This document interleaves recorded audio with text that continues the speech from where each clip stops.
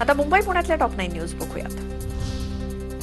मुंबई विद्यापीठाकडून पदवी आणि पदव्युत्तर आणि 4 वर्षीय पदवी अभ्यासक्रमाच्या प्रवेश प्रक्रियेला मुदतवाढ। विद्यापीठाशी संलग्न स्वायत्त आणि मान्यताप्राप्त संस्थांमधील प्रवेश प्रक्रिया आता 30 जुलैपर्यंत पूर्ण करावी लागणार। 6 फुटांपेक्षा जास्त उंचीच्या पीओपीच्या गणेश मूर्तींना नैसर्गिक जलस्रोतात विसर्जन करण्यास आणखी किती मुदतवाढ द्यायची? मुंबई हायकोर्टानं मूर्तीकारांना सुनावले खडे बोल। पीओपीपासून गणेश मूर्ती बनवणाऱ्या मूर्तीकारांना 1 वर्षाची मुदत देण्यात आली होती। कोस्टल रोडच्या बोगद्यातील आपत्कालीन यंत्रणेवरती प्रश्नचिन्ह। कोट्यवधी रुपये खर्च करून बांधलेल्या कोस्टल रोडच्या आपत्कालीन यंत्रणेची प्रवाशांना माहितीच नाही। बोगद्यात लागलेल्या आगीच्या घटनेनंतर अनेक बाबी समोर आल्या। मुंबईत पाऊस थांबला तरी झाडं पडण्याच्या घटना सुरूच। मुंबईत 7 दिवसात 200हून अधिक झाडं पडल्याची माहिती। 9 जुलैला सर्वाधिक 126 झाडं पडण्याच्या दुर्घटना। यंदा आठवड्याभरात 2 ते 2.5 हजार झाडं पडून 3घांचा मृत्यू तर सुमारे 20 पेक्षा जास्त जण जखमी।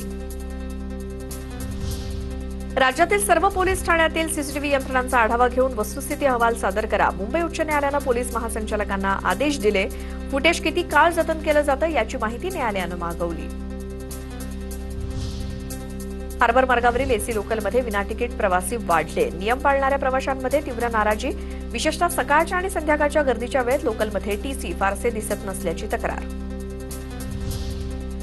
मुंबईतील शिक्षण क्षेत्रात नावाजलेली संस्था महेश ट्युटोरियल्सच्या मुंबईतील सर्व शाखा अचानक बंद। संस्था दिवाळखोरीत निघाल्यामुळे सर्व शाखा 10 जुलैपासून कायमस्वरूपी बंद। महेश ट्युटोरियल्सच्या संस्थेवरती 32 कोटी 33 लाखांचं थकीत कर्ज।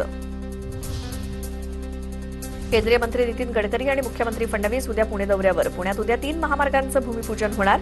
दोन्ही उपमुख्यमंत्री उपस्थित असणार। खासदार सुप्रिया सुळेंनाही उद्याच्या कार्यक्रमाचं निमंत्रण। पुण्यात पुढील 3 दिवस तुरळक पावसाची शक्यता। गेल्या 8 दिवसांपासून पावसानं विश्रांती घेतल्यामुळे उकड्यापासून नागरिक हैराण।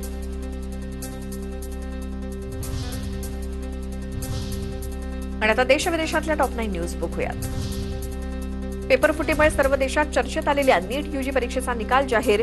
20 लाख विद्यार्थ्यांपैकी 11.21 लाख विद्यार्थी वैद्यकीय, डेंटल, आयुष आणि इतर वैद्यकीय अभ्यासक्रमात प्रवेशासाठी पात्र। पंजाबचा आर्यन गुप्ता आणि हरियाणाचा पांशुल बन्सल 720 पैकी 715 गुण मिळवून संयुक्तरित्या देशात प्रथम। बद्रीनाथ मंदिर देणगी चोरी प्रकरणातील चौकशी समितीचा 18 पानांचा अहवाल सादर। अहवालात ड्रेस कोड आणि सीसीटीव्ही सोबतच अनेक महत्त्वाच्या शिफारशी। मंदिरातील दान आणि पैशांची मोजणी करणाऱ्या कर्मचाऱ्यांसाठी ड्रेस कोड लागू करण्याची शिफारस। ओडिशाच्या जगन्नाथपुरीमधील रथयात्रेदरम्यान चेंगराचेंगरीमध्ये 100हून अधिक जण जखमी तर दोघांचा उपचारादरम्यान मृत्यू। रथयात्रेत 10 लाखांहून अधिक भाविक उपस्थित। जगन्नाथाचं दर्शन घेण्यासाठी भाविकांची झुंबड।